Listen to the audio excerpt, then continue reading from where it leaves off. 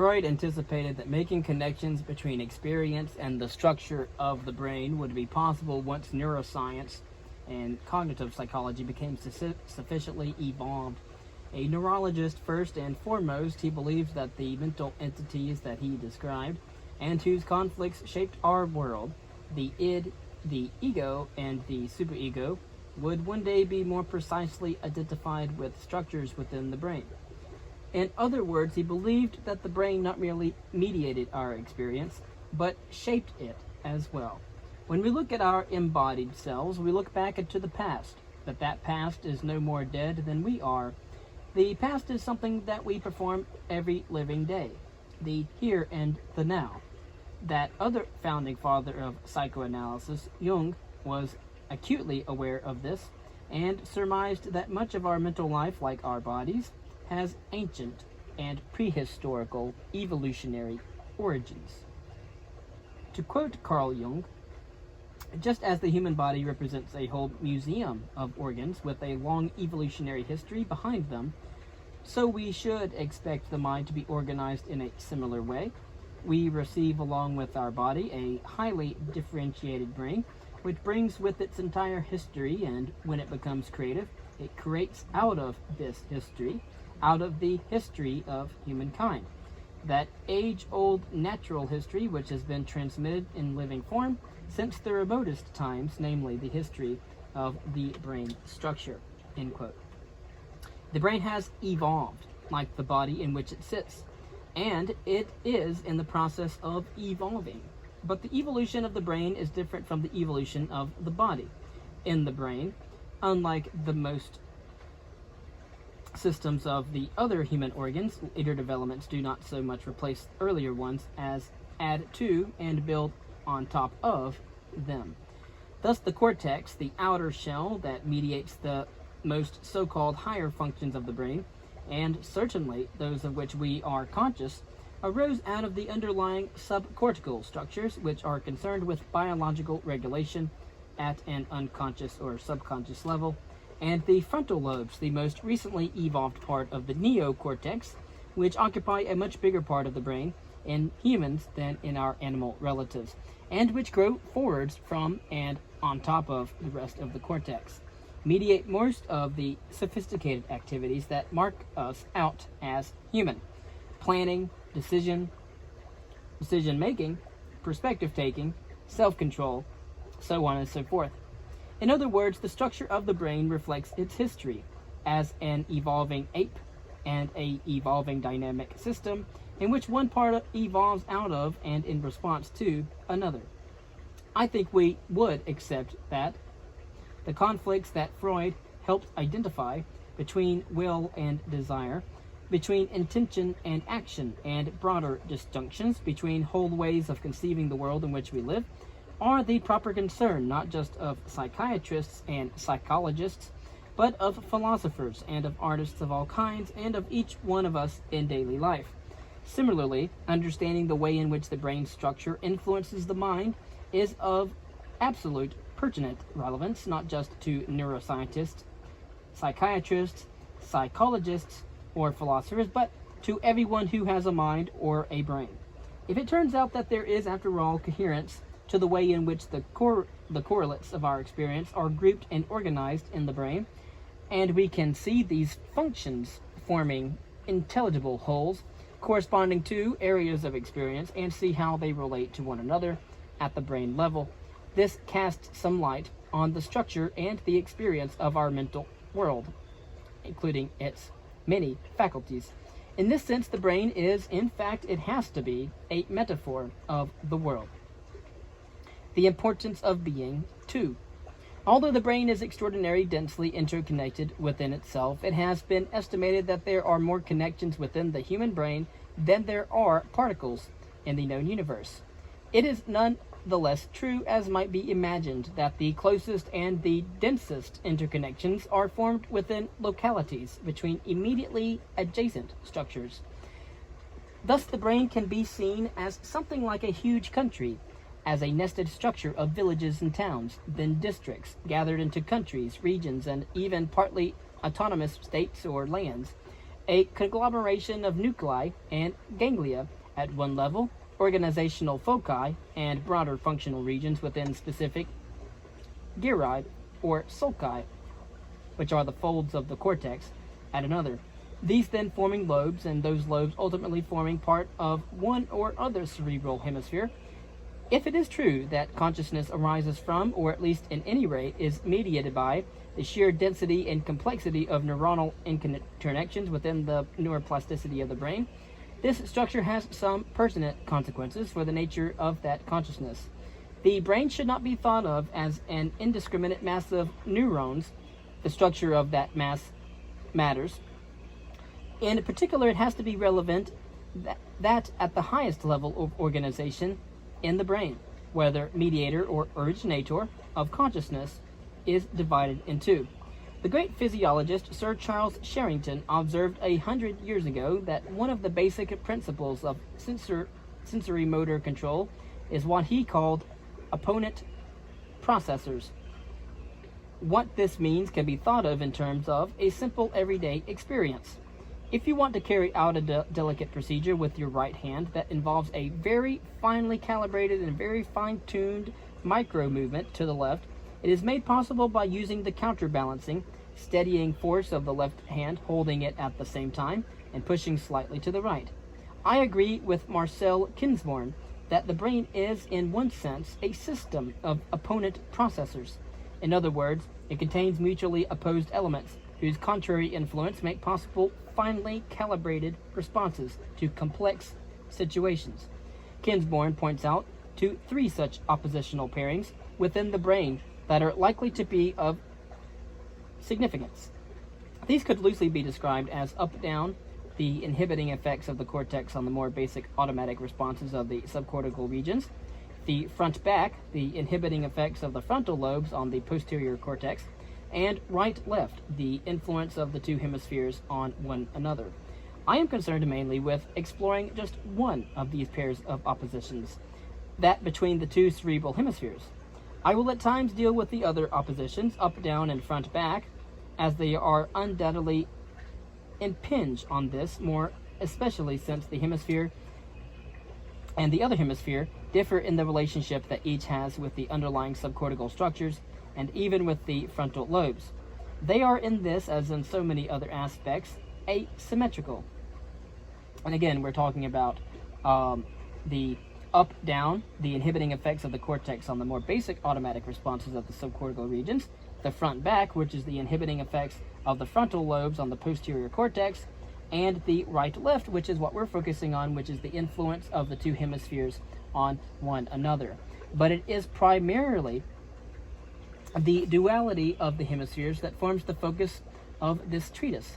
It is this, I believe, that underlies a conflict that is playing itself out around us, and has, in my view, recently taken a turn which should cause us some concern. By seeing more clearly what is happening, we may be in a better position to do something about it. We are nearly ready to begin our examination of the brain, but before doing so, I need to enter a couple of caveats, without which I risk being misunderstood. Differences are not absolute, but even small differences get to be amplified. When I say the left hemisphere does this or the right hemisphere does that, it should be understood that in any one human brain at any one time, both hemispheres will be actively involved. Unless one hemisphere has been surgically removed or otherwise destroyed, signs of activity will be found in both. Both hemispheres are involved in almost all mental processes, and certainly in all mental states. Information is constantly conveyed between the hemispheres and may be transmitted in either direction several times a second. What activity shows up on a scan of the brain is a function of where the threshold is set. If the threshold were set low enough, one would see activity just about everywhere in the brain all the time. But at the level of experience, the world we know is synthesized from the work of the 2 cerebral hemispheres, each hemisphere having its own way of understanding the world, its own take or perspective on the world. This synthesis is unlikely to be symmetrical, and the world that we actually experience phenomenologically at any point in time is determined by which hemisphere's version of the world ultimately comes to predominate. Though I would resist the simplistic idea of a left or right hemisphere personality overall, there is evidence that I will look at later that certainly for some kinds of activities, we consistently prefer one hemisphere over the other in certain ways that may differ between individuals, though over whole populations they tend to cohere. For two reasons, even small differences in potential between the hemispheres at quite low levels of frequency may lead to what are large shifts at a higher level. For one thing, as Ornstein has suggested, at the level of moment-to-moment activity, the hemispheres may operate a winner-takes-all system. That is, if one hemisphere is 85% as efficient at a task as the other, we will not tend to divide the work between them in a ratio of 0.85 to 1, but consistently use whichever is better to do the whole job. On those occasions where the wrong hemisphere does get in first, however, and starts to take control, at least for not very demanding tasks, it will most probably continue to trump the other hemisphere, even if the other hemisphere would have been a better choice at the outset, possibly because the time costs of sharing or transferring control are even greater than the costs of continuing with the current arrangement.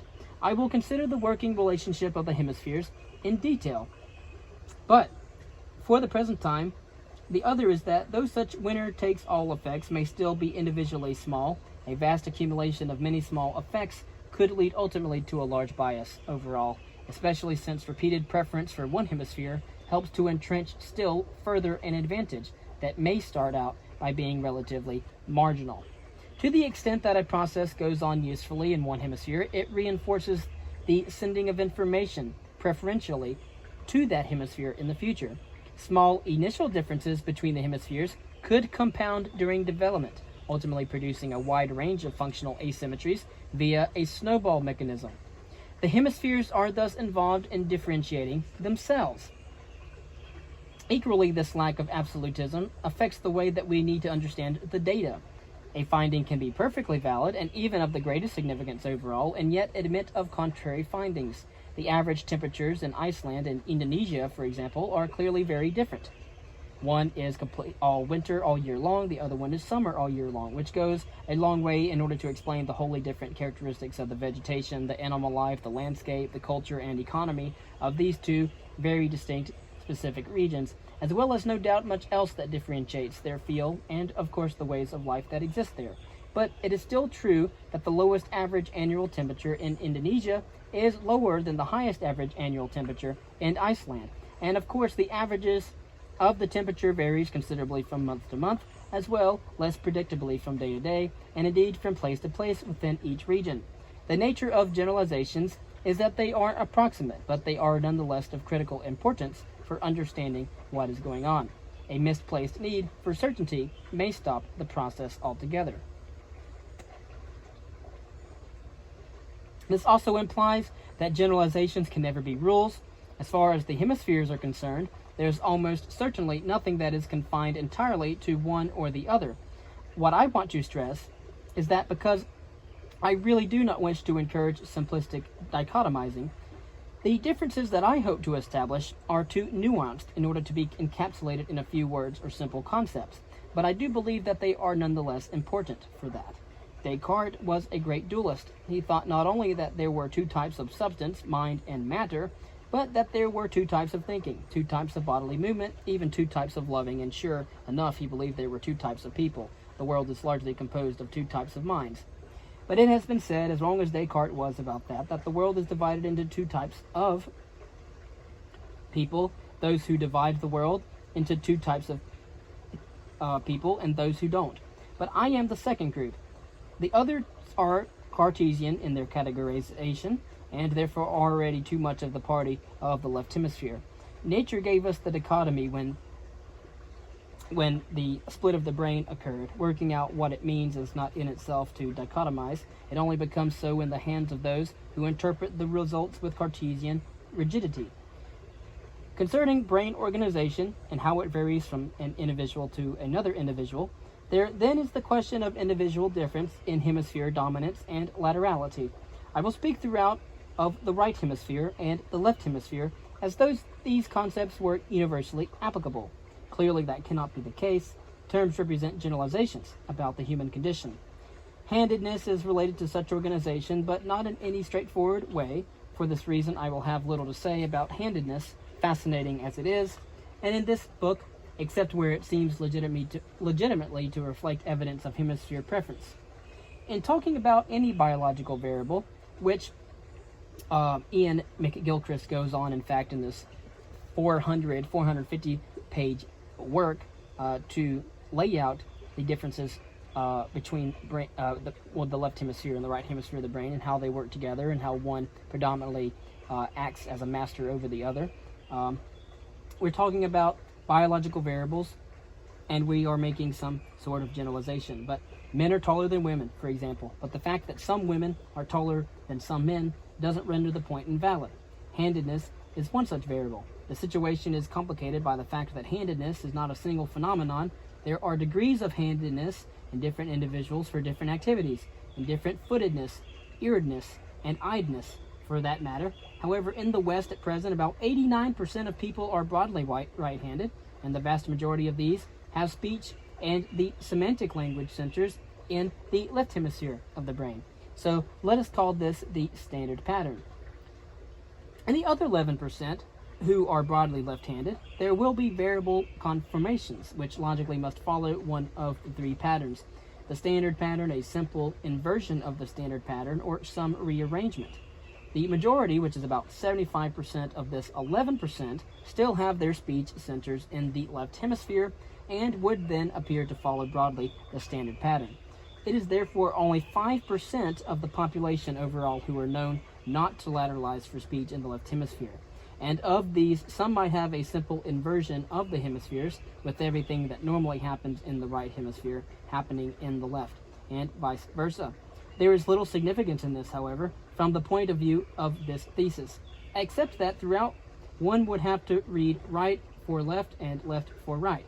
It is only the third group who, it has been posited, may be truly different in their cerebral organization, a subset of left-handers, as well as some people with other conditions irrespective of handedness, such as probably schizophrenia, for example, and dyslexia, and possibly conditions such as schizotypy, some autism, Asperger's syndrome, and other savant conditions, who may have a partial inversion of the standard pattern, leading to brain functions being lateralized in unconventional combinations, and for them the normal partitioning of functions breaks down.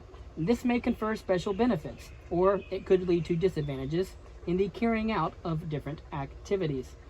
Dealing with these anomalous situations, intriguing and pertinent as they are, lies beyond the scope of this thesis. But one point is worth making in relation to this last group: those with unconventional alignments of functions within either hemisphere.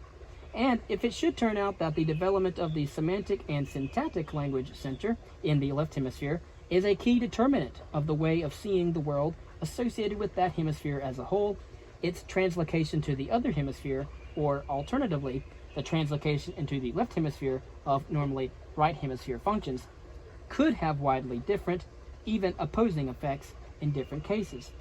The point is this: does the coexistence in the same hemisphere, be it right or left, of language and what are normally right hemisphere functions lead to language being reinterpreted according to the characteristic mode of a normal right hemisphere, or does it lead to the opposite effect, the other functionings going on in that hemisphere being transformed by what would be normally a left hemisphere way of seeing things? But to put it simply, does placing a maths professor in a circus trope result in a flying mathematician, or a bunch of trapeze artists who can no longer perform unless they have first calculated the precise trajectory of their leap?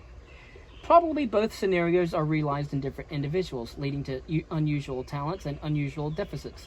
This may be the link between cerebral lateralization and creativity, and it may account for the otherwise difficult to explain fact of the relatively constant conservation throughout the world of genes which, at least partly through their effects on lateralization, result in major mental illnesses, such as schizophrenia, which I have seen in the hospitals, as well as manic depressive psychosis, of course now known as bipolar disorder, and the developmental disorders such as autism and Asperger's syndrome as well. It may also be associated with homosexuality, which is thought to involve a higher than usual incidence of abnormal lateralization. Of course, such genes may, particularly in the case of mental illness, be highly detrimental to individuals. and have an impact on fertility for the population at large, and would therefore have been bred out long ago if it were not for some hugely pertinent benefit that they must convey. If they also, through their effects on lateralization, in some cases lead to extraordinary talents, and if particularly they did so in relatives who have some but not all of the genes responsible, then I would suggest that such genes would naturally be preserved on purely Darwinian principles. But whether that is the case or not, we need to understand better the nature of the normal left and the right hemispheres. And in this thesis, therefore, I propose to deal only with the typical cerebral organization, the one that has greater than 95% currency, and of course by which the same winner-takes-all argument has universal applicability to the world in which that we live for now at our present time. Concerning essential asymmetry, the universe is built on a plan, the profound symmetry of which is somehow present in the inner structure of our intellect. But this remark of the French poet Paul Valéry is at one and the same time a brilliant insight into the nature of reality, and about as wrong as it is possible to be. In fact, the universe has no profound symmetry, rather a profound asymmetry. More than a century ago, Louis Pasteur wrote, quote, "Life as manifested to us is a function of the asymmetry of the universe. I can even imagine that all living species are primordially, in their structure, in their external forms, functions of cosmic asymmetry." End quote. Since then, physicists, however, have deduced that asymmetry must have been a condition of the origin of the universe. It was the discrepancy between the amounts of matter and antimatter, and dark matter, and things of that nature, that enabled the material universe to come into existence at all, even without the postulation of dark energy, and for there to be something rather than nothing. But of course, such unidirectional processes as time and entropy are perhaps examples of that fundamental asymmetry in the world we inhabit. And, of course, whatever Valéry may have thought, the inner structure of our intellect is without doubt asymmetrical, in a sense that has enormous significance to us today. And as I have said, I believe that there are two fundamentally opposed realities rooted in the bihemispheric structure of the brain. But the relationship between them is no more symmetrical than that of the chambers of the heart. In fact, less so, more like that of the artist to the critic, or a king to his counselor. Or, if one wants to say, in the terms of Ian McGilchrist, the master and his emissary. There is a story in Nietzsche that goes something like this. There was once a wise spiritual master who was the ruler of a small but prosperous domain, and who was known for his selfless devotion to his people. As his people flourished and grew in number, the bounds of his small domain spread, and with it the need to trust implicitly the emissaries that he sent to ensure the safety of its ever more distant parts. It was not just that it was impossible for him personally to order all that needed to be dealt with, as he wisely saw. He needed to keep his distance from and remain ignorant of such concerns, and so he nurtured and trained carefully his emissaries in order that they could be trusted. Eventually, however, his cleverest and most ambitious advisor, the one that he most trusted to do his work, began to see himself as the master, and used his position to advance his own wealth and influence. He saw his master's temperance and forbearance as weakness, not as wisdom, and on his missions on the master's behalf, adopted his mantle as his own. The emissary became contemptuous of his master, and so it came about that the master was usurped, the people were duped, the domain became a tyranny, and eventually it collapsed in ruins. The meaning of this story is as old as humanity itself, and resonates far from the sphere of political history. I believe, in fact, that it helps us understand something taking place inside ourselves, inside our very brains, the brains that have been evolving for millions of years, and played out in the cultural history of the West, particularly over the last 500 years or so. Why I believe so forms the subject of this thesis. I hold that, like the master and his emissary in the story, though the cerebral hemispheres should cooperate, they have for some time been in a state of conflict. The subsequent battles between them are recorded in the history of philosophy and played out in the seismic shifts that characterize the history of the West. At present, the domain of our culture and our civilization finds itself in the hands of the vizier, who, however gifted, is effectively an ambitious regional bureaucrat with his own interests at heart. Meanwhile, the master, the one whose wisdom gave the people peace and security, is led away in chains. The master is betrayed by his emissary.